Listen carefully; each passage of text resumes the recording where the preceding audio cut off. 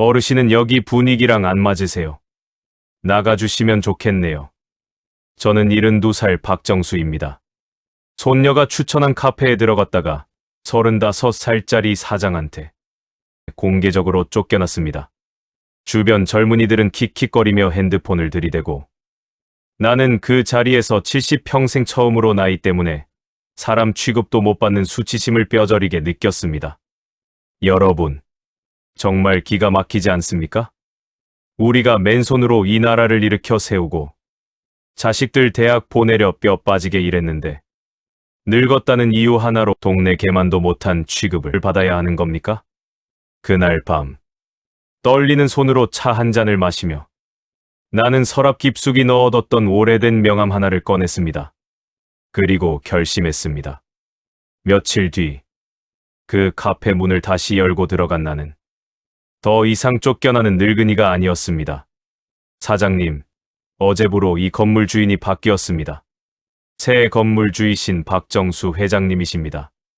그 순간 그 오만방자하던 젊은 사장의 얼굴이 새하얗게 질리는 걸 봤습니다. 노 시니어 존이라고?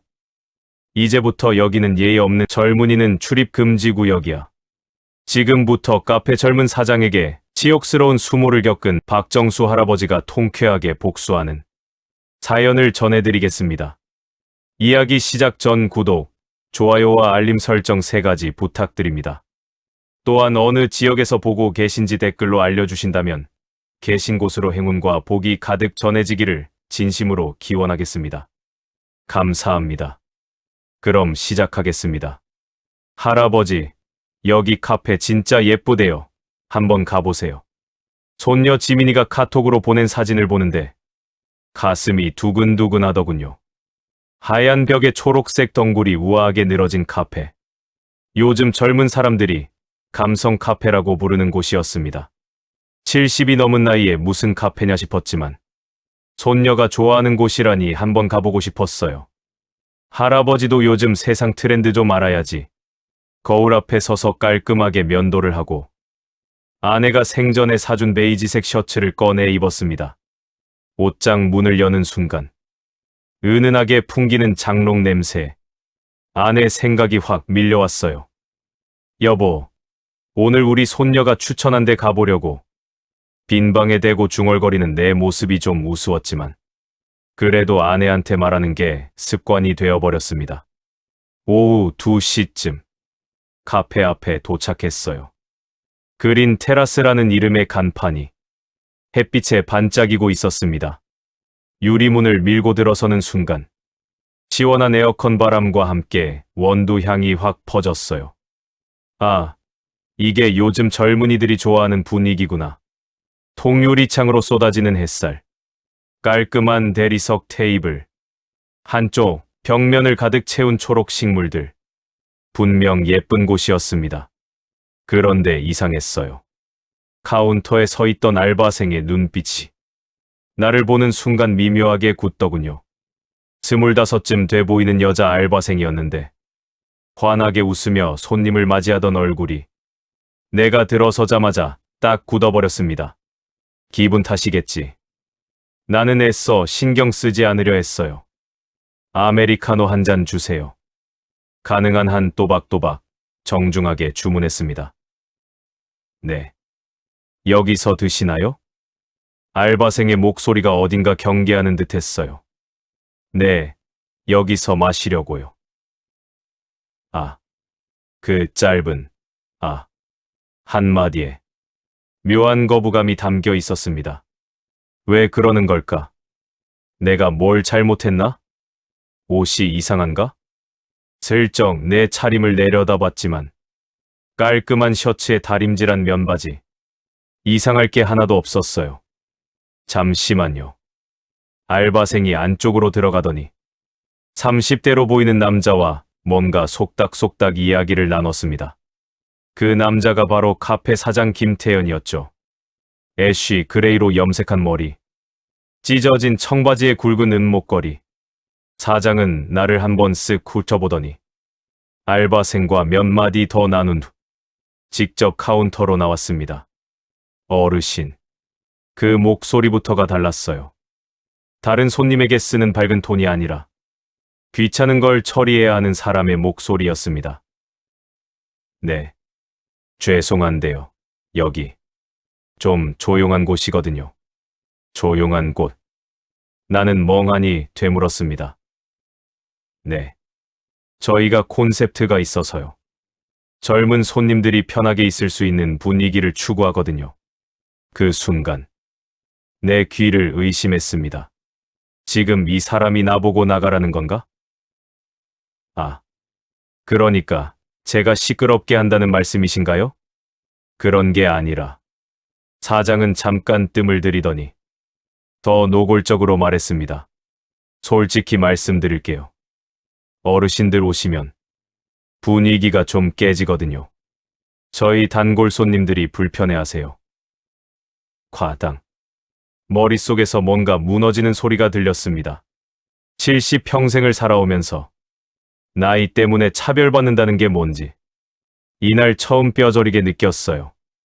주변을 둘러봤습니다. 노트북을 펼쳐놓고 작업하는 젊은이들, 커피 한 잔 앞에 두고 수다 떠는 대학생들, 창가 자리에서 셀카 찍는 커플. 그들의 시선이 모두 나를 향했습니다. 호기심 반, 불편함 반. 어떤 여학생은 친구에게 뭔가 속닥이며 나를 힐끔힐끔 쳐다봤어요. 어르신, 이해해 주실 거죠? 사장의 목소리가 조금 더 날카로워졌습니다. 나가주시면 안 될까요? 그 한마디가 가슴을 후벼 팠습니다. 나는 아무 말도 못하고 그저 고개만 끄덕였어요. 죄송합니다. 왜 내가 사과를 해야 하는지도 모른 채 나는 습관처럼 고개를 숙였습니다. 유리문을 밀고 나오는데 뒤에서 킥킥거리는 웃음소리가 들렸어요. 진짜 어이없네. 여기가 경로당인 줄 아나 봐. 사장님 개웃기다. 저렇게 돌려 말하는 것도 힘들었을 텐데. 그 소리가 등 뒤에서 비수처럼 꽂혔습니다. 버스 정류장에 앉았어요. 손이 떨렸습니다. 70년을 살아오면서 전쟁도 겪었고 사업 실패로 빚더미에 앉은 적도 있었지만 나이 들었다는 이유만으로 사람 취급도 못 받는 수지심은 처음이었습니다. 핸드폰을 꺼내 손녀한테 전화하려다가 다시 주머니에 넣었어요. 지민이한테 이런 얘기하면 속상해하겠지. 집으로 돌아오는 내내 가슴 속에서 뭔가가 부글부글 끓어올랐습니다. 분노였을까요? 서러움이었을까요? 아니, 허무함이었습니다. 내가 평생을 살아온 이 세상이 언제부터 늙은이를 이렇게 대하는 곳이 되어버린 걸까요? 현관문을 열고 들어서는데 텅 빈 집이 유난히 쓸쓸하게 느껴졌습니다. 거실 탁자 위에 놓인 아내 사진. 여보, 나 오늘 처음으로 늙었다는 게 뭔지 알겠어. 사진 속 아내는 환하게 웃고 있었지만 대답은 없었습니다. 부엌에 가서 물을 한 잔 마셨어요. 손이 아직도 떨렸습니다. 그때였습니다. 서랍 속에서 낡은 명함 하나가 눈에 들어왔어요. 김성호 부동산. 40년 전 내 회사 경리부에서 일했던 김 사장. 은퇴 후 부동산 중개업을 한다는 얘기를 들었지만 그동안 연락할 일이 없었습니다. 명함을 손에 쥐고 한참을 가만히 있었어요. 그리고 문득 이상한 생각이 들었습니다. 그 카페 건물주는 누굴까? 그날 밤 잠을 이룰 수가 없었습니다. 천장만 멍하니 바라보다가 새벽 4시쯤 되어서야 겨우 눈을 붙였어요. 꿈속에서도 그 카페 사장의 목소리가 들렸습니다. 어르신들 오시면 분위기가 깨져요. 아침 7시. 평소처럼 일어나 세수를 하는데 거울 속 내 얼굴이 유난히 늙어 보이더군요. 내가 언제부터 이렇게 늙었나? 깊게 패인 주름, 축 처진 눈꺼풀, 허옇게 샌 머리카락. 거울을 보는 게 처음으로 괴로웠습니다. 아침밥을 먹으려고 상을 차렸지만 밥이 목으로 넘어가지 않았어요. 그냥 넘어가자. 이미 지나간 일이야. 스스로를 타이르며 하루를 보냈습니다. 하지만 오후쯤 되니 견딜 수가 없었어요. 경로당에 가면 마음이 좀 나아질까 싶어서 평소보다 일찍 집을 나섰습니다. 경로당 문을 여는 순간 익숙한 고스톱 폐 섞는 소리가 들렸어요. 아이고, 정수 형님 오셨네. 최영철 노인이 반갑게 손을 들었습니다. 70살의 작은 키, 마른 몸, 낡은 등산복을 입고 지팡이를 짚고 있지만 목소리만큼은 젊은이 못지않게 우렁찬 사람이죠. 영철이, 자네 오늘 일찍 왔네. 형님도 일찍 오셨잖아요. 어디 편찮으신 데라도 있습니까? 아니야, 괜찮아. 거짓말이었습니다. 괜찮지 않았어요. 하지만 말할 수가 없었습니다. 나이 들어 카페에서 쫓겨났다는 얘기를 어떻게 입 밖으로 내겠어요? 영철이 옆에 앉았습니다. 형님, 표정이 왜 그래요? 무슨 안 좋은 일이라도? 아니, 그냥 좀 피곤해서. 에이, 형님. 우리 40년 봤는데 내가 모르겠어요? 영철이는 고스톱 패를 내려놓고 진지하게 내 얼굴을 들여다봤습니다. 한참을 망설이다가 결국 어제 있었던 일을 털어놨어요. 카페에 들어간 것, 사장한테 쫓겨난 것, 젊은이들의 비웃음까지 다 말하고 나니 가슴 속에 쌓였던 게 조금 풀리는 것 같았습니다. 그런데 영철이 표정이 이상했어요. 분노도 아니고 놀람도 아니고 공감. 그의 눈빛에서 똑같은 아픔이 느껴졌습니다. 형님. 영철이가 입을 열었어요. 나도 그런 적 있어요. 뭐? 지난달이었나? 시내 새로 생긴 카페에 갔다가 사장이 나보고 냄새 난다고 했어요. 영철이의 목소리가 떨렸습니다. 냄새? 무슨 냄새? 늙은이 냄새래요. 옷에서 쾌쾌한 냄새 난다고. 다른 손님들 불쾌하니까 나가달라고. 그 순간 내 가슴이 철렁 내려앉았습니다. 나만 당한 게 아니었구나. 그날 집에 와서 옷을 다 빨았어요.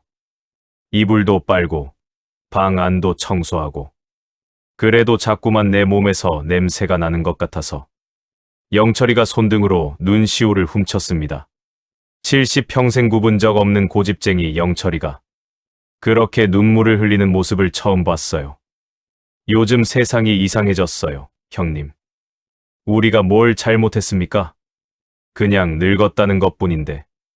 영철아. 더 이상 말이 나오지 않았습니다.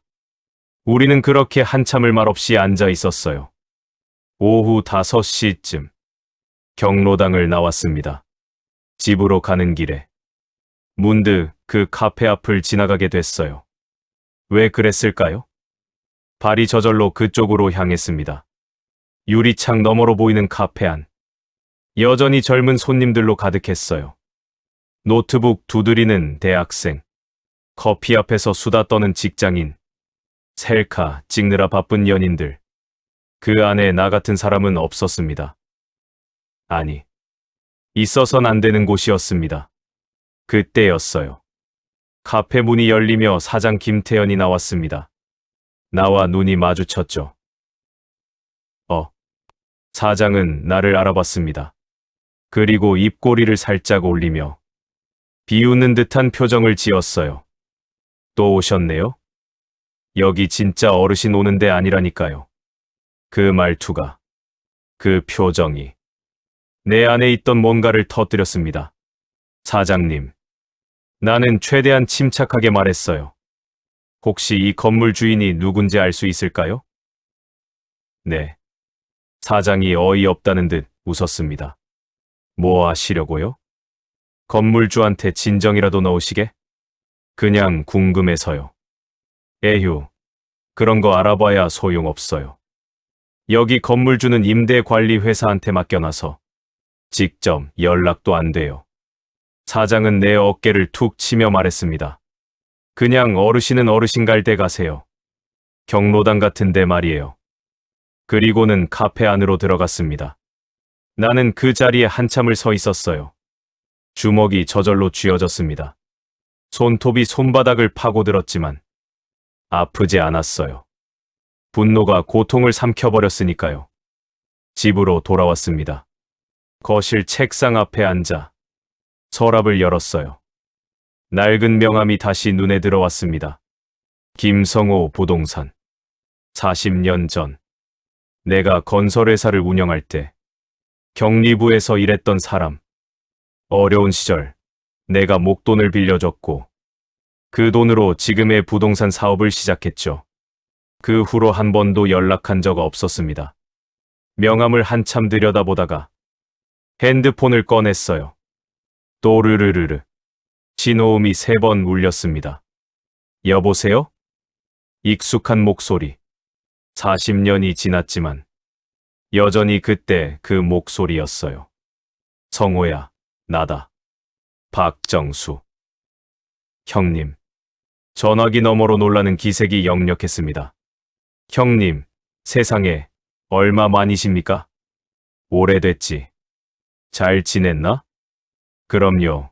형님 덕분에 여기까지 왔죠. 그런데 갑자기 무슨 일이십니까? 잠시 망설였습니다. 그리고 천천히 입을 열었어요. 성호야, 부탁이 하나 있다. 말씀하세요, 형님. 뭐든 하겠습니다. 건물 하나 알아봐 줄 수 있겠나? 조용히, 아무도 모르게. 전화기 너머로 잠깐 침묵이 흘렀습니다. 형님, 혹시 무슨 일 있으십니까? 나중에 얘기해주마. 일단 이 주소 좀 알아봐 줘. 그린 테라스 카페 주소를 불러줬어요. 알겠습니다, 형님. 내일까지 알아보고 연락드릴게요. 전화를 끊었습니다. 거실 창문 너머로 저녁 노을이 붉게 물들고 있었어요. 아내 사진을 바라봤습니다. 여보, 나 이번엔 참지 않을 거야. 사진 속 아내는 여전히 웃고 있었지만 내 눈빛은 더 이상 웃고 있지 않았습니다. 70평생 누군가를 미워해본 적 없었어요.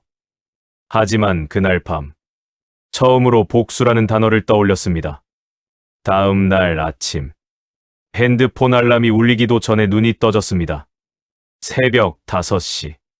평소보다 2시간이나 일찍 일어난 건 밤새 제대로 잠을 못 잤기 때문이에요. 세수를 하고 거실로 나왔습니다. 탁자 위에 놓인 핸드폰을 집어들었지만 아직 김성호한테서 연락이 오지 않았어요. 조급하게 굴지 말자. 스스로를 다독이며 아침을 차렸습니다. 된장찌개에 밥 한 공기. 혼자 먹는 밥상이 늘 그렇듯 쓸쓸했지만 오늘은 달랐어요. 가슴속에서 뭔가 불타오르는 게 느껴졌으니까요. 오전 10시쯤 드디어 핸드폰이 울렸습니다. 또르르르르. 김성호였어요. 형님, 알아봤습니다. 나는 숨을 깊이 들이마셨어요. 어떻게 됐나? 그 건물 주인, 지금 매물로 나와 있습니다. 심장이 쿵 내려앉았습니다. 매물. 네. 건물주가 사업 실패로 급전이 필요한 상황이래요. 30억에 내놨는데 아직 매수자가 안 나타났답니다. 30억. 결코 작은 돈이 아니었죠. 하지만 내게는 없는 돈도 아니었습니다. 형님, 혹시... 성호의 목소리가 조심스러워졌어요. 혹시 그 건물을 사시려는 겁니까? 그래. 짧게 대답했습니다. 전화기 너머로 한숨 쉬는 소리가 들렸어요. 형님, 무슨 일이신지는 모르겠지만 건물 매입은 신중하게 결정하셔야 합니다. 30억이면 형님 자산의 거의 전부. 알고 있네. 나는 차분하게 말했습니다. 성호야, 자네가 나한테 받은 은혜 기억하나? 물론입니다, 형님. 그때 자네한테 돈 빌려준 거. 후회한 적 단 한 번도 없어. 자네가 지금 이렇게 잘 살고 있는 걸 보면 내가 다 뿌듯하거든. 형님, 이번에도 그래. 내가 이 결정을 후회하지 않을 거야. 그러니 믿고 도와주게. 전화기 너머로 잠깐 침묵이 흘렀습니다. 그리고 성호가 단호하게 말했어요. 알겠습니다. 제가 최선을 다해 도와드리겠습니다. 고맙네. 조용히 진행해줘. 아무도 모르게. 걱정 마십시오, 형님. 전화를 끊고 나는 한참을 창밖을 바라봤습니다. 마당 한쪽에 심어둔 무궁화 나무에 흰 꽃이 피어 있었어요. 아내가 생전에 가꾸던 나무였습니다. 여보, 내가 제대로 하고 있는 거 맞지? 대답은 없었지만 가슴 속에서 확신이 차올랐습니다. 이건 복수가 아니야. 존엄을 되찾는 거야. 오후쯤 성호한테서 다시 연락이 왔어요. 형님, 건물주 측과 예비 협상 잡았습니다. 모레 오후 2시에 만나기로 했어요. 좋아. 내가 직접 가겠네. 형님, 제가 대신 가서. 아니야. 내가 가야 해. 이건 내 싸움이었으니까요.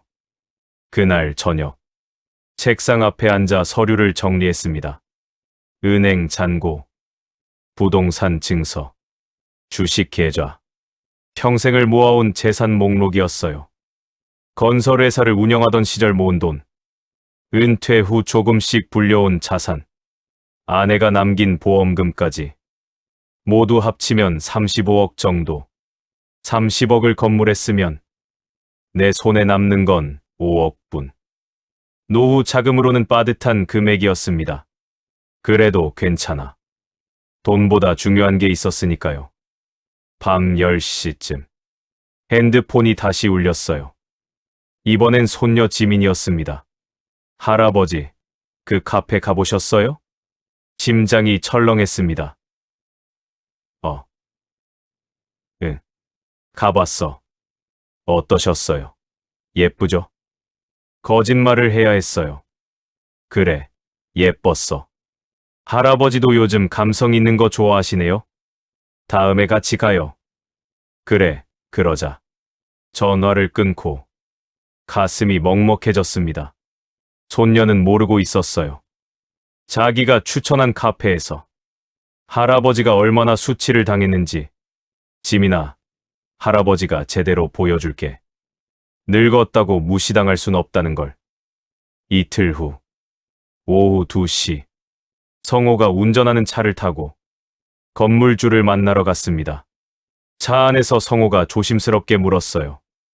형님, 정말 괜찮으십니까? 한 번만 더 생각해 보시죠. 성호야. 나는 창밖을 바라보며 말했습니다. 자네 나이가 몇인가? 65입니다. 그럼 아직 모를 거야. 70이 넘어서 느끼는 외로움이 뭔지. 형님, 세상이 자네를 투명인간 취급할 때, 자네 존재 자체가 민폐라고 말할 때, 그게 얼마나 무서운 건지. 성호는 대답하지 않았습니다. 다만 핸들을 쥔 손에 힘이 들어가는 게 느껴졌어요. 건물주는 50대 중반의 남자였습니다. 수척한 얼굴에 지친 눈빛. 사업 실패의 흔적이 역력했어요. 처음 뵙겠습니다. 박정수입니다. 아, 네. 김동욱입니다. 악수를 나누고 자리에 앉았습니다. 단도직입적으로 말씀드리겠습니다. 나는 준비해 온 서류를 꺼냈어요. 30억. 현금으로 드리겠습니다. 일주일 안에 계약 완료할 수 있습니다. 김동욱의 눈이 커졌습니다. 정말. 일주일 안에요? 네. 대신 조건이 하나 있습니다.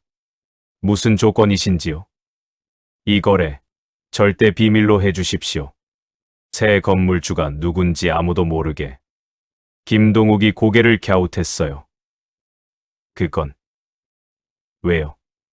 개인적인 사정입니다. 잠시 침묵이 흘렀습니다. 김동욱은 서류를 다시 한번 훑어보더니 고개를 끄덕였어요. 알겠습니다. 비밀로 하겠습니다. 악수를 나눴습니다. 그의 손은 떨리고 있었어요. 급전이 필요했던 사람의 안도감이 느껴졌습니다. 사무실을 나오는데 성호가 내 어깨를 툭 쳤어요. 형님, 대단하십니다. 이제 시작일 뿐이야. 차에 타고 카페 앞을 지나갔습니다. 유리창 너머로 보이는 김태연. 여전히 잘 나가는 표정으로 손님들을 맞이하고 있었어요. 조금만 기다려라. 곧 내 얼굴에서 그 웃음이 사라질 테니까 집으로 돌아와. 서랍 깊숙이 넣어뒀던 낡은 수첩을 꺼냈습니다. 건설회사 운영하던 시절 현장에서 쓰던 수첩이었어요. 첫 페이지에 적힌 글 귀. 포기하지 마라. 끝까지 해내라. 젊은 시절 내가 스스로에게 했던 다짐. 50년이 지난 지금 그 다짐이 다시 필요한 순간이었습니다. 이번에도 끝까지 해낼 거야. 창밖으로 해가 지고 있었어요. 붉은 노을이 하늘을 물들이고 나는 그 노을을 바라보며 앞으로 펼쳐질 일들을 그려봤습니다. 일주일 후면 그 건물의 주인은 나. 그리고 그때 진짜 이야기가 시작되는 거죠. 계약서에 도장을 찍던 날 손이 떨렸습니다. 70평생 모아온 재산의 대부분을 단 한 번의 결정으로 쏟아붓는 순간이었으니까요. 쾅. 도장이 서류 위에 찍혔습니다. 빨간 인주가 하얀 종이 위에 선명하게 번졌어요. 축하드립니다. 박 회장님. 김동욱이 악수를 청했습니다. 회장님. 오랜만에 듣는 호칭이었어요. 은퇴한 후로는 그저 어르신, 할아버지로만 불렸는데 이 한 단어가 주는 무게감이 새삼 느껴졌습니다. 감사합니다. 계약이 끝난 후 성호와 함께 사무실을 나왔어요. 형님, 이제 뭘 하실 겁니까? 성호가 조심스럽게 물었습니다. 일주일 기다리지. 일주일요? 응. 새 건물주가 누군지 아무도 모르게 하려면 등기 이전이 완료될 때까지 기다려야 해. 성호가 고개를 끄덕였어요. 그럼 그 일주일 동안은요? 준비하는 거지. 천천히, 확실하게. 그날 오후, 경로당에 들렀습니다. 평소처럼 고스톱판이 벌어지고 있었고, 최영철이 손을 흔들며 나를 불렀어요. 형님, 여기 앉으세요. 자리에 앉았습니다. 영철이는 여전히 낡은 등산복 차림이었고, 옆에는 지팡이가 기대어 있었어요. 형님, 요새 표정이 좀 밝아지신 것 같은데요? 그래. 네. 전에는 뭔가 속상해 보이셨는데, 오늘은 다르네요. 예리한 사람이었습니다. 나는 슬쩍 화제를 돌렸어요. 영철아, 그때 그 카페 얘기 기억하나? 어떻게 잊겠어요. 영철이의 표정이 굳어졌습니다. 냄새 난다고 쫓겨난 그날. 집에 와서 이불이랑 옷을 다 빨았다니까요. 그래도 자꾸 찜찜하더라고요. 가슴이 아팠습니다. 일은 평생 살아온 사람이 젊은이 하나 때문에 자존감이 무너지는 모습. 영철아. 만약에 말이야. 나는 조심스럽게 말을 꺼냈습니다. 만약에 그런 카페들을 혼내줄 수 있는 방법이 있다면 자네도 동참하겠나? 영철이의 눈이 커졌어요. 무슨 말씀이세요? 아직 확실한 건 아니네만. 나는 목소리를 낮췄습니다. 그 카페 건물을 내가 샀어. 네. 영철이가 고스톱패를 떨어뜨렸습니다. 주변 사람들이 힐끔힐끔 쳐다봤지만 우리는 신경 쓰지 않았어요. 형님, 지금 농담하시는 거죠? 진담이야. 영철이는 믿을 수 없다는 표정으로 나를 바라봤습니다. 그럼 그 카페 사장을 일주일 후면 임대차 계약을 재협상할 수 있어. 내가 새 건물 주니까. 과당. 영철이가 테이블을 3개 내리쳤습니다. 주변 사람들이 깜짝 놀라 돌아봤어요. 형님. 영철이의 목소리가 떨렸습니다. 나도 끼워주세요. 뭐? 형님, 저한테도 돈이 좀 있어요. 퇴직금으로 산 작은 건물 하나 있거든요. 그거 팔면 10억 정도는 나올 겁니다. 영철아, 자네 노후 자금인데. 형님. 영철이가 내 손을 꽉 잡았습니다. 그의 손은 거칠고 마른 손이었지만 힘이 느껴졌어요. 70평생 살면서 제일 무서운 게 뭔지 아세요? 뭔가 죽는 게 아니라 살아있는데 투명인간 취급받는 거예요. 영철이의 눈에 눈물이 맺혔습니다. 나이 들었다고, 냄새 난다고, 분위기 깬다고 쫓겨나는 게 죽는 것보다 더 무서워요. 영철아. 형님, 저도 한번 제대로 해보고 싶어요. 우리 세대도 당당할 수 있다는 거 보여주고 싶단 말이에요. 나는 한참을 그의 눈을 들여다봤습니다. 그 눈빛에는 분노도 있었고 슬픔도 있었지만 무엇보다 간절함이 있었어요. 좋아. 나는 고개를 끄덕였습니다. 같이 하세. 영철이의 얼굴에 환한 미소가 번졌어요. 그날 저녁, 영철이와 함께 작은 식당에서 저녁을 먹었습니다. 삼겹살에 소주 한 잔. 형님, 그래서 구체적으로 어떻게 하실 겁니까? 영철이가 소주잔을 들며 물었어요. 일단 카페 사장을 내쫓을 거야. 그 다음엔요. 그 자리에. 나는 잠시 생각했습니다. 사실 구체적인 계획은 없었어요. 그냥 복수만 생각했지. 그 이후는 생각해보지 않았습니다. 모르겠네. 일단 내쫓고 나서 생각해야지. 형님. 영철이가 진지한 표정으로 말했어요. 그냥 복수로 끝내지 말고 뭔가 의미 있는 걸 만들어 봅시다. 의미 있는 거? 네.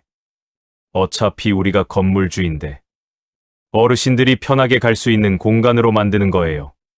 심장이 두근거렸습니다. 어떤 공간? 카페요. 하지만 젊은이들만의 카페가 아니라 모든 세대가 함께 갈 수 있는 카페.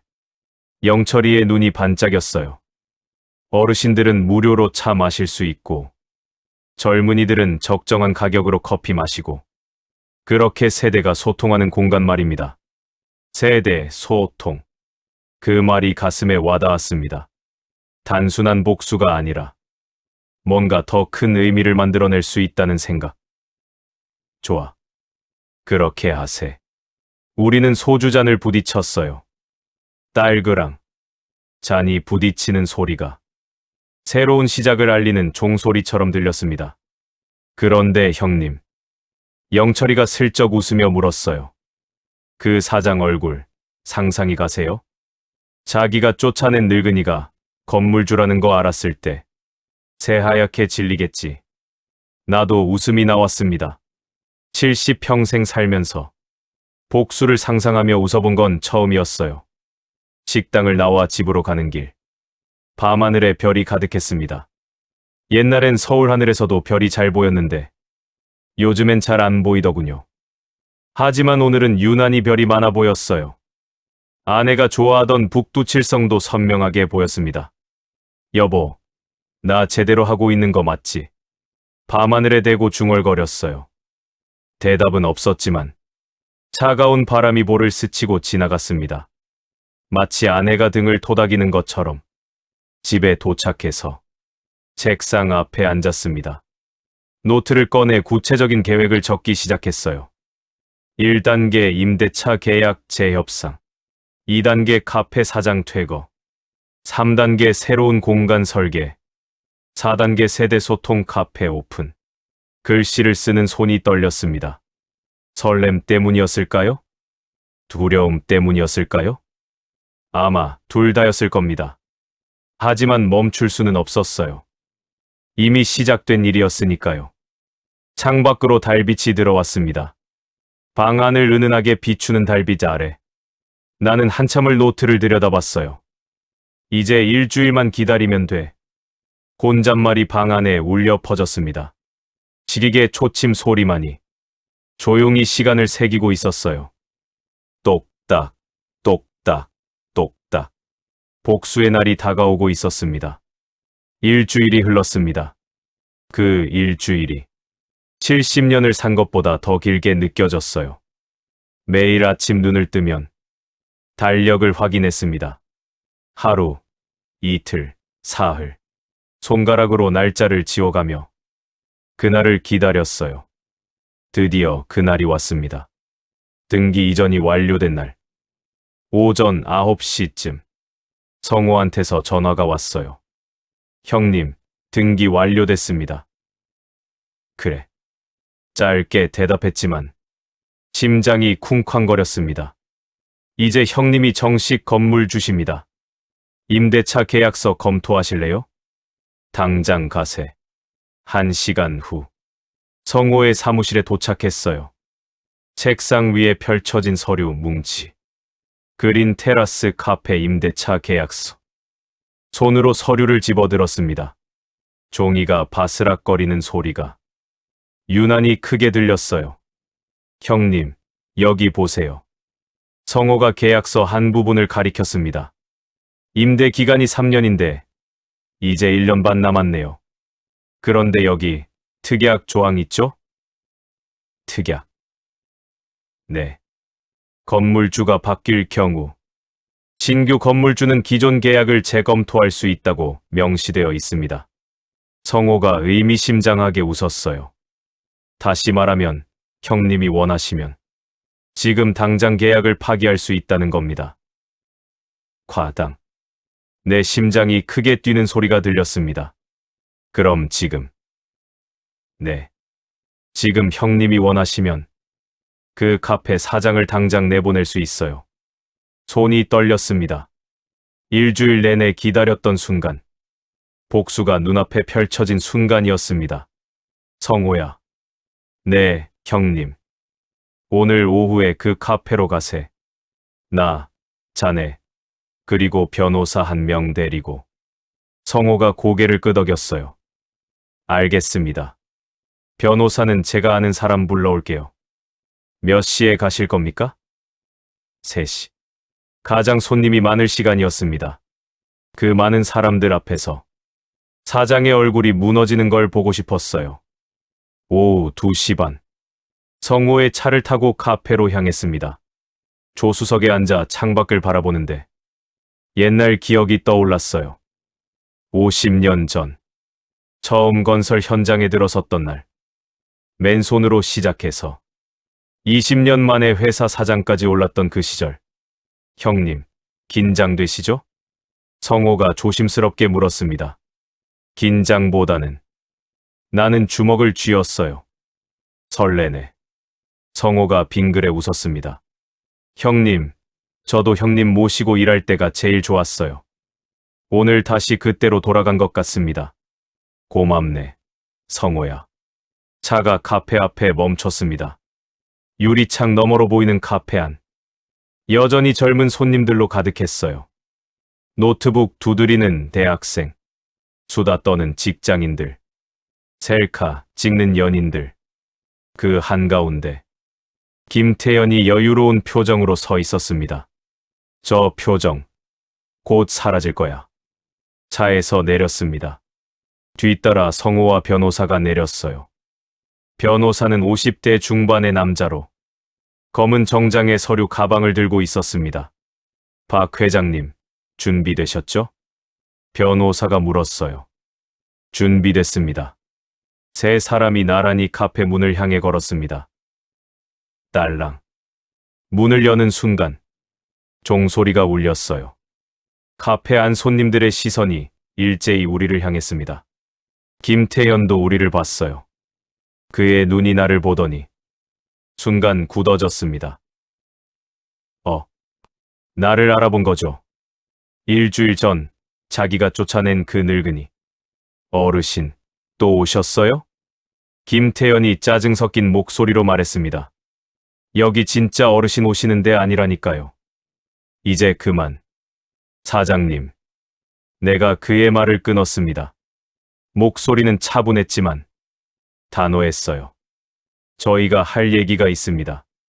무슨 얘기요? 나 바쁜데. 성호가 한 걸음 앞으로 나섰습니다. 김태연 사장님, 맞으시죠? 네, 그런데요. 저는 부동산 중개업자 김성우입니다. 성호가 명함을 내밀었어요. 김태연은 영문을 모르겠다는 표정으로 명함을 받아들었습니다. 그래서요? 이분은 변호사 이정훈입니다. 변호사가 고개를 숙여 인사했어요. 김태연의 표정이 조금씩 굳어지기 시작했습니다. 뭐, 무슨 일이신데 변호사까지. 그리고 이분은 성호가 나를 가리켰습니다. 어제부로 이 건물의 새 주인이 되신 박정수 회장님이십니다. 쿵. 김태연이 손에 들고 있던 컵을 떨어뜨렸습니다. 컵이 바닥에 부딪혀 산산조각 났어요. 와장창. 유리 파편이 사방으로 튀었습니다. 카페 안이 순식간에 조용해졌어요. 모든 손님들이 숨을 죽인 채 우리를 바라봤습니다. 뭐라고요?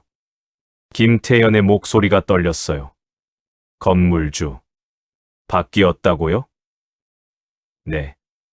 나는 차분하게 대답했습니다. 어제 등기 이전이 완료됐습니다. 이제부터 이 건물의 주인은 저입니다. 김태연의 얼굴이 새하얗게 질렸어요. 그럼 저는 변호사가 서류 가방에서 계약서를 꺼냈습니다. 김태연 사장님, 현재 임대차 계약서를 검토한 결과 신규 건물주는 계약 재협상 권한을 가지고 있습니다. 재협상. 네. 다시 말하면 변호사가 안경을 고쳐 썼어요. 임대료를 조정하거나 아예 계약을 파기할 수 있다는 뜻입니다.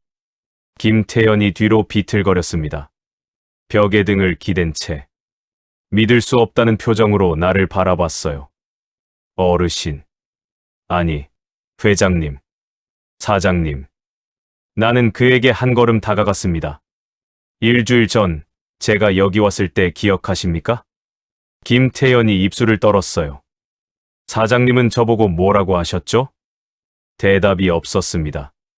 분위기 깬다고 나가라고 하셨습니다.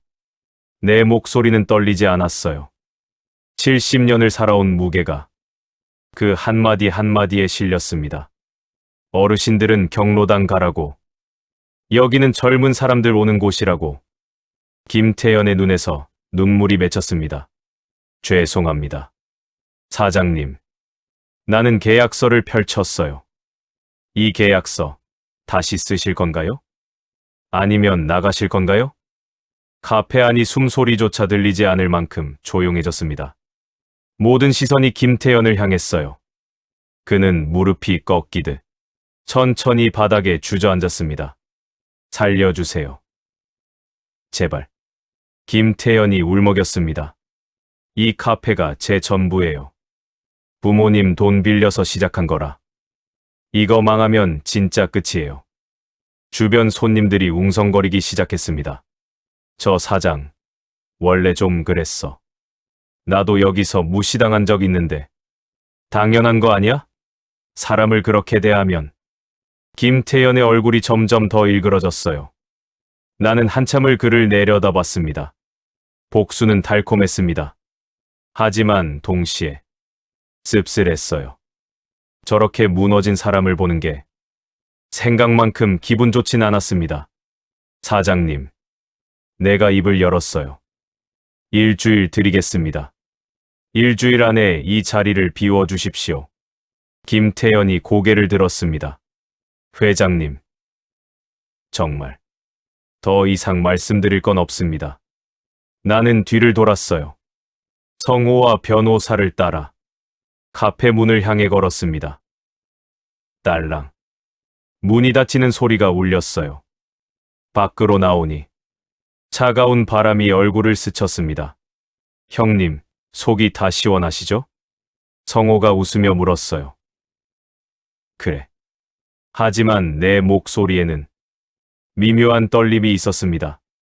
복수는 해냈지만 이게 끝이 아니라는 걸 알았으니까요. 이제 진짜 시작입니다. 살려주세요. 제발. 김태연이 울먹였습니다. 이 카페가 제 전부예요. 부모님 돈 빌려서 시작한 거라. 이거 망하면 진짜 끝이에요. 나는 한참을 그를 내려다봤습니다. 복수는 달콤했습니다. 하지만 동시에 씁쓸했어요. 무릎 꿇고 빌고 있는 사람을 보는 게 생각만큼 기분 좋진 않았습니다. 일주일 드리겠습니다. 내가 입을 열었어요. 일주일 안에 이 자리를 비워주십시오. 김태연이 고개를 들었습니다. 회장님, 정말 더 이상 말씀드릴 건 없습니다. 나는 뒤를 돌았어요. 성호와 변호사를 따라 카페 문을 향해 걸었습니다. 딸랑. 문이 닫히는 소리가 울렸어요. 밖으로 나오니 차가운 바람이 얼굴을 스쳤습니다. 형님, 속이 다 시원하시죠? 성호가 웃으며 물었어요. 그래. 하지만 내 목소리는 생각보다 힘이 없었습니다. 차를 타고 집으로 돌아왔어요. 거실 소파에 앉았습니다. 뭔가 허전했습니다.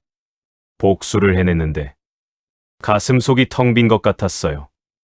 이게 끝인가? 그런 생각이 들었습니다. 핸드폰이 울렸어요. 영철이었습니다. 형님, 어떻게 됐어요? 끝났네. 그래요. 그 사장 얼굴 어땠어요? 새하얗게 질렸지. 하하, 속이 시원하시겠네요. 영철이는 신이 나 있었지만 나는 웃을 수가 없었어요. 영철아, 나 이따 경로당에 갈게. 네, 오늘요. 형님 피곤하실 텐데. 괜찮아. 좀 이따가 보세. 전화를 끊었습니다. 시계를 봤어요. 오후 5시. 아직 해가 지려면 한참 남았습니다. 하지만 내 마음속엔 이미 어둠이 내려앉고 있었어요. 오후 6시쯤 경로당으로 향했습니다. 익숙한 길. 70평생 살아온 동네였지만 오늘따라 낯설게 느껴졌어요. 경로당 문을 열었습니다. 아이고, 정수 형님.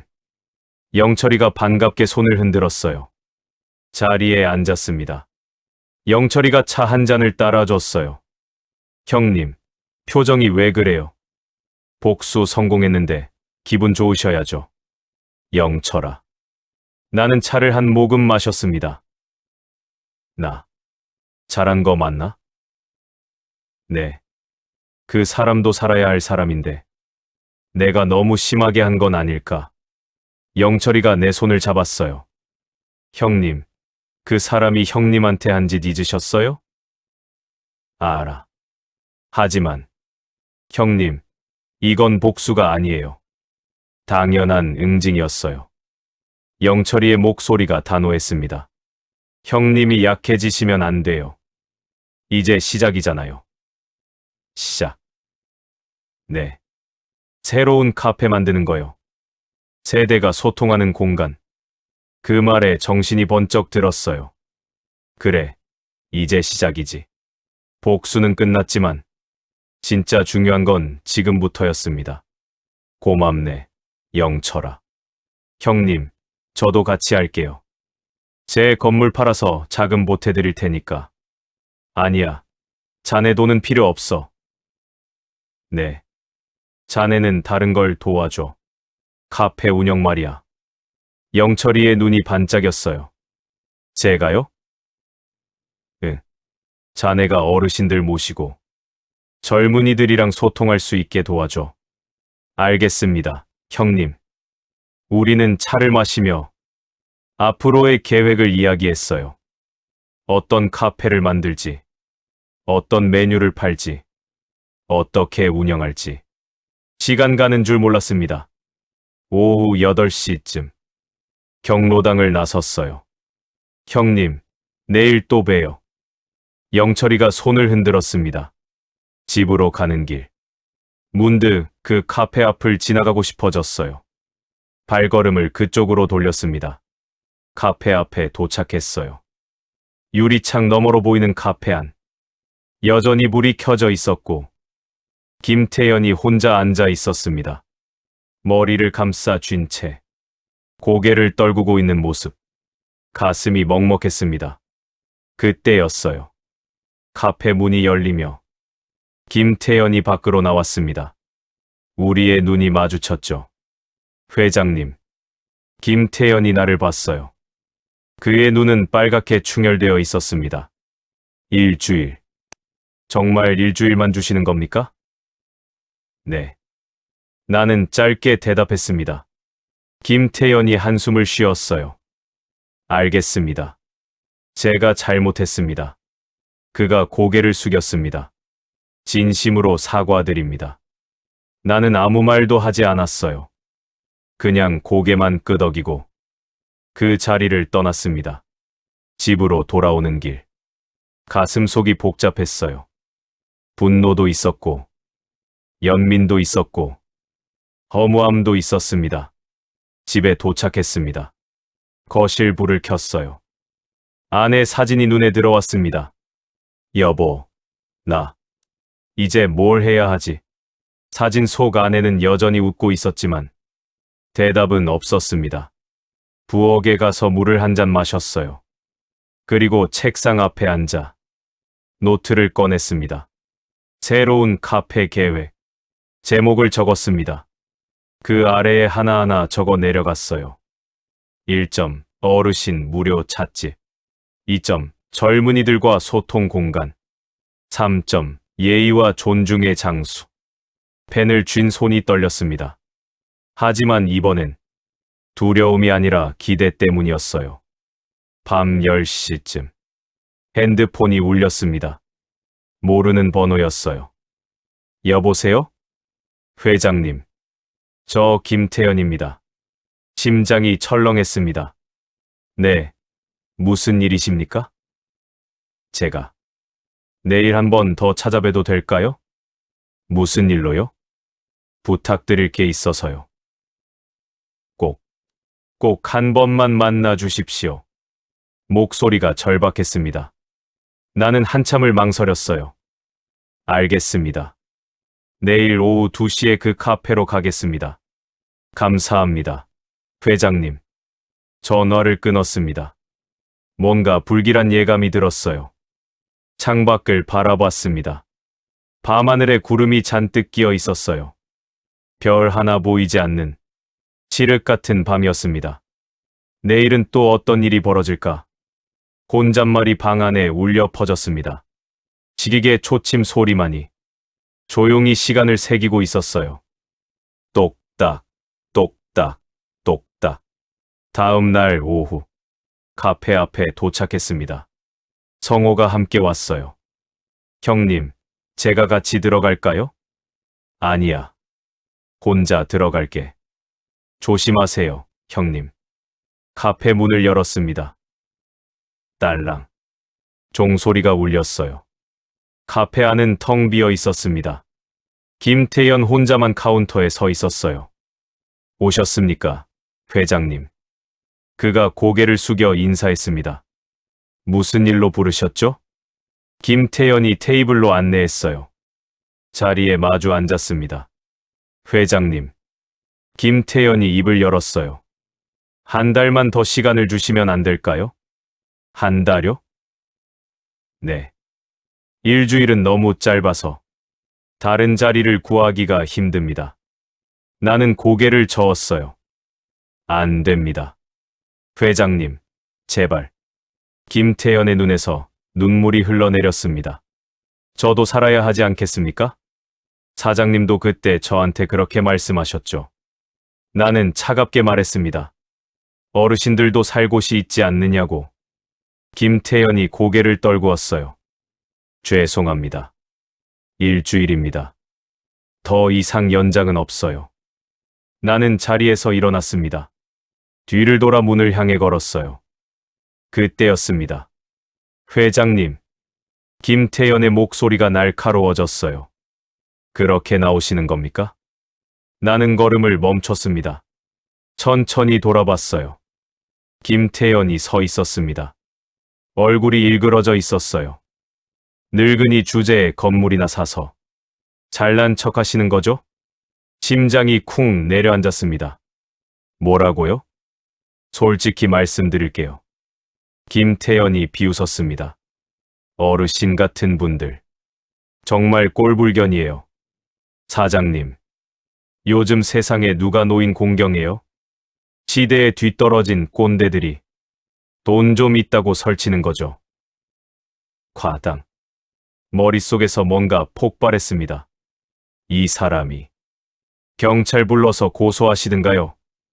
김태연이 소리쳤습니다. 어차피 일주일 후면 나가야 하는데 참을 필요 없잖아요. 그의 얼굴에서 진짜 본심이 드러났습니다. 오만함, 경멸, 혐오. 사장님, 나는 떨리는 목소리로 말했어요. 그게 진심입니까? 진심이죠. 늙은이들은 그냥 집에나 처박혀 계세요. 그 순간 70평생 살아오면서 이렇게 모욕당한 적이 없었습니다.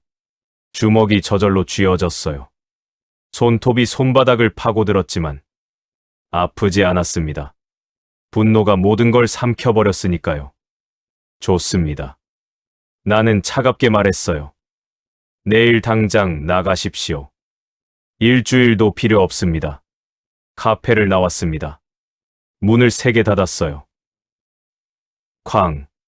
차에 탄 성호가 놀라 나를 봤습니다. 형님, 무슨 일 있었어요? 가세. 당장. 차가 출발했습니다. 창밖을 바라보는데 눈물이 흘러내렸어요. 분노의 눈물이었습니다. 그날 밤 잠을 한숨도 못 잤습니다. 천장만 멍하니 바라보다가 새벽 4시쯤 되어서야 눈을 붙였어요. 꿈속에서도 김태연의 목소리가 들렸습니다. 늙은이들은 집에나 처박혀 계세요. 새벽 6시. 눈이 떠졌어요. 세수를 하고 거울을 봤습니다. 눈 밑에 다크서클이 깊게 패여 있었어요. 하지만 눈빛만은 또렷했습니다. 아침을 먹지 않았어요. 먹을 수가 없었습니다. 대신 차 한 잔을 마셨습니다. 뜨거운 차가 목을 타고 내려가며 얼어붙었던 가슴을 녹였어요. 핸드폰을 집어들었습니다. 성호에게 전화를 걸었어요. 또르르르르. 여보세요, 형님. 성호야, 오늘 당장 카페 사장 내보내야겠네. 네, 갑자기요. 어제 그 사람이 한 말. 도저히 참을 수가 없어. 전화기 너머로 한숨 쉬는 소리가 들렸습니다. 알겠습니다, 형님. 제가 변호사 연락해서 오늘 오후에 다시 가겠습니다. 고맙네. 전화를 끊고 창밖을 바라봤어요. 그린 날씨였습니다. 금방이라도 비가 쏟아질 것 같은 무거운 하늘이었어요. 오전 10시쯤 영철이한테 전화가 왔습니다. 형님, 오늘 카페 가신다면서요? 그래, 어떻게 알았나? 성호 씨한테 연락받았어요. 형님, 저도 같이 가면 안 될까요? 잠시 망설였습니다. 하지만 영철이도 나만큼이나 이 일에 마음을 쏟고 있었어요. 좋아. 같이 가세. 고맙습니다, 형님. 오후 1시. 정장을 입었습니다. 거울 앞에 섰어요. 70이 넘은 나이지만 오늘만큼은 젊은이 못지않게 당당해 보였습니다. 좋아. 가자. 오후 2시. 성호의 차가 집 앞에 도착했어요. 뒷좌석에는 변호사와 영철이가 앉아 있었습니다. 형님, 오늘 끝장을 내시는 거죠? 영철이가 주먹을 쥐며 말했어요. 그래. 차가 출발했습니다. 카페를 향해 가는 동안 아무도 말이 없었어요. 다만 차 안에는 팽팽한 긴장감이 흐르고 있었습니다. 오후 2시 반. 카페 앞에 도착했어요. 유리창 너머로 보이는 카페 안. 오늘도 손님들로 가득했습니다. 저 사람들도 곧 알게 되겠지. 혼잣말이 입 밖으로 새어 나왔어요. 네 사람이 차에서 내렸습니다. 나, 성호, 변호사, 영철이. 나란히 카페 문을 향해 걸었어요. 딸랑. 문이 열리는 소리가 울렸습니다. 카페 안 손님들의 시선이 일제히 우리를 향했어요. 김태연도 우리를 봤습니다. 그의 얼굴이 순간 굳어졌어요. 또 왔네요. 김태연이 비웃듯 말했습니다. 뭐하러 오셨어요? 어제 다 말씀드렸잖아요. 사장님. 나는 차분하게 말했어요. 오늘 계약 파기하러 왔습니다. 카페 안이 술렁였습니다. 손님들이 웅성거리기 시작했어요. 계약 파기. 김태연이 코웃음을 쳤습니다. 일주일도 안 됐는데요? 벌써 마음 바뀌셨어요? 아닙니다. 변호사가 앞으로 나섰어요. 어제 사장님이 건물주에게 폭언을 하셨죠. 폭언. 그냥 사실을 말한 건데요. 김태연이 뻔뻔하게 대꾸했습니다. 늙은이들은 집에 있으라는 게 폭언인가요? 카페 안 손님들이 숨을 죽였어요. 젊은 여학생 하나가 핸드폰을 꺼내 우리를 촬영하기 시작했습니다. 사장님. 변호사가 서류를 꺼냈어요. 임대차 계약서 제10조에 보면 임차인이 건물주에게 중대한 모욕을 가할 경우 즉시 계약 파기가 가능하다고 명시되어 있습니다. 모욕. 김태연이 어이없다는 듯 웃었어요. 진실을 말하는 게 모욕인가요? 사장님. 영철이가 앞으로 나섰습니다. 지팡이를 짚고 있었지만 목소리만큼은 우렁찼어요. 당신, 나도 기억하시오? 누구세요? 한 달 전에 당신 카페에서 냄새 난다고 쫓겨난 사람이오. 과당. 영철이가 지팡이로 바닥을 쳤습니다. 당신네 같은 사람들 때문에 우리 같은 노인들이 얼마나 서러운지 아시오? 그건 김태연이 말끝을 흐렸습니다. 우리가 뭘 잘못했소? 나이 든 게 죄요? 살아온 세월이 부끄러운 거요? 영철이의 목소리가 떨렸어요. 우리도 한때는 당신네보다 더 치열하게 살았소. 카페 안이 조용해졌습니다. 손님들이 고개를 숙였어요. 특히 젊은 손님들의 얼굴에 미묘한 변화가 일어났습니다. 사장님. 나는 김태연 앞으로 다가갔어요. 어제 당신이 한 말 하나하나 다 기억합니다. 늙은이들은 꼴불견이라고, 시대에 뒤떨어진 꼰대라고, 집에나 처박혀 있으라고.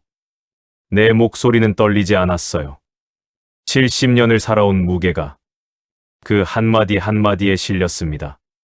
사장님, 당신은 젊습니다. 하지만 젊다고 해서 나이 든 사람을 무시할 권리는 없어요. 김태연의 얼굴이 창백해졌어요. 죄송합니다. 사과는 필요 없습니다. 나는 계약서를 펼쳤어요. 지금 당장 이 자리를 비워주십시오. 회장님, 제발. 김태연이 무릎을 꿇었습니다. 한 번만 용서해 주십시오. 카페 안 손님들이 웅성거렸어요. 저 사장, 진짜 그런 말을 했대요? 나도 여기서 불편한 적 있었어요. 당연한 거 아니에요? 사람을 그렇게 대하면 분위기가 완전히 바뀌었습니다. 손님들의 시선이 김태연을 향해 차갑게 식어갔어요. 사장님, 나는 마지막으로 말했습니다. 당신이 저한테 일주일을 줬듯이 저도 당신한테 일주일을 드렸습니다. 그런데 당신은 그 시간 동안 반성하기는커녕 더 큰 모욕을 했어요. 회장님, 이제 끝입니다. 내일까지 이 자리를 비워주십시오. 나는 뒤를 돌았어요. 성우, 변호사, 영철이를 따라 카페 문을 향해 걸었습니다. 회장님, 김태연의 목소리가 뒤에서 들렸지만 나는 돌아보지 않았어요. 딸랑. 문이 닫혔습니다. 밖으로 나오니 시원한 바람이 얼굴을 스쳤어요. 형님, 해내셨습니다. 성호가 내 어깨를 툭 쳤어요. 형님, 정말 멋있으셨어요. 영철이도 웃으며 말했습니다. 나는 하늘을 올려다봤어요. 먹구름이 걷히고 햇살이 비치기 시작했습니다. 여보, 나 해냈어. 하늘을 향해 중얼거렸어요. 대답은 없었지만 따뜻한 햇살이 얼굴을 비췄습니다. 마치 아내가 미소 짓는 것처럼. 자, 이제 집에 가서 새로운 계획을 세웁시다. 나는 웃으며 말했어요. 이제부터가 진짜 시작이니까요. 네 사람은 차에 올라탔습니다. 차가 출발하며 카페가 점점 멀어졌어요. 백미러로 마지막으로 카페를 봤습니다. 유리창 너머로 김태연이 고개를 떨군 채 앉아 있는 모습이 보였어요. 마음 한구석이 아팠습니다. 하지만 후회는 없었어요. 이건 복수가 아니라 존엄을 되찾는 일이었으니까요. 차 안에서 네 사람은 한참을 말없이 앉아 있었습니다. 그리고 영철이가 먼저 입을 열었어요. 형님, 이제 뭘 만들 겁니까? 글쎄, 나는 창밖을 바라보며 말했습니다. 모두가 존중받는 곳. 나이와 상관없이 사람이 사람으로 대접받는 곳을 만들고 싶네. 좋습니다, 형님. 성호가 웃으며 말했어요. 제가 끝까지 도와드리겠습니다. 나도요. 영철이도 힘차게 말했습니다. 차는 계속 달렸어요. 석양이 지는 하늘 아래 우리는 새로운 시작을 향해 나아가고 있었습니다. 복수는 끝났지만 진짜 이야기는 이제부터였습니다. 한 달이 흘렀습니다. 그 한 달 동안 정말 많은 일이 있었어요. 김태연이 카페를 비운 다음 날, 나와 영철이, 성호는 그 공간에 모였습니다. 텅 빈 카페. 의자도, 테이블도, 커피 머신도 모두 사라진 빈 공간이었어요. 형님, 여기서부터 시작하는 거네요. 영철이가 중앙에 서서 사방을 둘러봤습니다. 그래. 나는 고개를 끄덕였어요. 이제 새로운 걸 만드는 거야. 성호가 설계도를 펼쳤습니다. 형님, 제가 아는 인테리어 업체 사장이 있어요. 좋은 가격에 해줄 수 있대요. 고맙네. 그날부터 공사가 시작됐습니다. 벽을 새로 칠하고 바닥을 다시 깔고 조명을 바꿨어요. 매일 아침 7시에 현장에 나갔습니다. 70이 넘은 나이지만 젊은 시절 건설 현장을 누비던 그 감각이 되살아났어요. 여기 조명은 좀 더 따뜻한 색으로 해주세요. 테이블 높이는 어르신들이 편하게 앉을 수 있게 좀 더 낮춰주시고요. 의자는 푹신한 걸로 준비해주세요. 하나하나 직접 챙겼습니다. 영철이도 매일 나와서 도왔어요. 지팡이를 짚고 있었지만 젊은이 못지않게 열심이었습니다. 형님, 입구에 화분 좀 놓으면 어떨까요? 좋은 생각이네. 젊은 사람들도 좋아할 만한 감성도 살리고 어르신들한테도 편안한 분위기로 우리는 매일 회의를 했어요. 어떤 메뉴를 팔 것인지, 가격은 얼마로 할 것인지, 어떻게 운영할 것인지. 어르신들한테는 차를 무료로 드려야죠. 영철이가 말했습니다. 하지만 젊은 사람들한테는 적정한 가격을 받고요. 그래, 그렇게 하세. 나는 고개를 끄덕였어요. 그리고 이름도 바꿔야겠네. 무슨 이름이 좋을까요? 영철이가 물었습니다. 나는 한참을 생각했어요. 그리고 문득 아내가 생전에 자주 하던 말이 떠올랐습니다. 사람은 나이가 들수록 더 단단해지는 거야. 단단한 차 한 잔은 어떨까? 단단한 차 한 잔. 그래. 나이가 들수록 단단해지듯이 이 공간도 모두를 단단하게 만드는 곳이라는 의미야. 영철이의 눈이 반짝였어요. 좋습니다, 형님. 3주가 지났을 때 드디어 공사가 끝났습니다. 새로운 카페가 완성된 거죠. 입구에는 나무로 만든 간판이 걸렸어요. 단단한 차 한 잔. 따뜻한 글씨체로 새겨진 이름. 그 아래에는 작은 팻말이 하나 더 있었습니다. 나이로 사람을 판단하지 않습니다. 예의 없는 사람만 출입 금지. 카페 안으로 들어가면 따뜻한 조명이 공간을 감싸고 있었어요. 한쪽에는 어르신들을 위한 낮은 테이블과 푹신한 의자, 다른 한쪽에는 젊은이들을 위한 높은 테이블과 노트북을 쓸 수 있는 공간. 벽 한쪽에는 칠판이 걸려 있었습니다. 저 칠판은 뭐예요? 영철이가 물었어요. 어르신들이 젊은이들한테 해주고 싶은 말이나 젊은이들이 어르신들한테 궁금한 거 적는 곳이야. 아, 소통의 공간이네요. 그래. 세대가 서로를 이해하는 곳으로 만들고 싶어. 오픈 전날 밤. 나는 혼자 카페에 남았습니다. 창가 자리에 앉아 따뜻한 차 한 잔을 마셨어요. 고요한 공간. 내가 만든 이 공간이 정말 사람들에게 도움이 될까? 문득 그런 생각이 들었습니다. 핸드폰이 울렸어요. 손녀 지민이었습니다. 할아버지, 내일 오픈이죠? 그래, 지민아. 제가 친구들이랑 갈게요. 할아버지 카페 진짜 기대돼요. 고맙구나. 할아버지, 진짜 멋있으세요. 나이 들어서도 이렇게 새로운 거 시작하시다니. 지민이의 말에 가슴이 따뜻해졌습니다. 지민아. 네, 할아버지. 할아버지가 하나 알려줄게. 나이 든다는 건 약해지는 게 아니야. 그럼요? 더 단단해지는 거란다. 전화를 끊고 나는 창밖을 바라봤어요. 밤하늘에 별이 가득했습니다. 아내가 좋아하던 북두칠성도 선명하게 보였어요. 여보, 내일이면 오픈이야. 하늘을 향해 중얼거렸습니다. 나 잘하고 있는 거 맞지? 차가운 바람이 창문 틈으로 들어왔어요. 마치 아내가 대답하는 것처럼. 다음 날 아침. 오픈 시간인 아침 9시. 카페 문 앞에 사람들이 줄을 서 있었습니다. 경로당 어르신들도 계셨고 젊은 사람들도 있었어요. 손녀 지민이도 친구들과 함께 왔습니다. 할아버지, 지민이가 달려와 안겼어요. 축하해요. 할아버지. 고맙다. 지민아. 영철이가 문을 열었습니다. 딸랑. 종소리가 울렸어요. 어서 오세요. 사람들이 하나둘씩 들어왔습니다. 어르신들은 낮은 테이블에 앉았고 젊은이들은 높은 테이블에 자리를 잡았어요. 할머니, 여기 앉으세요. 한 젊은 여학생이 어르신을 도와드렸습니다. 어머, 고맙구나. 할머니가 환하게 웃으셨어요.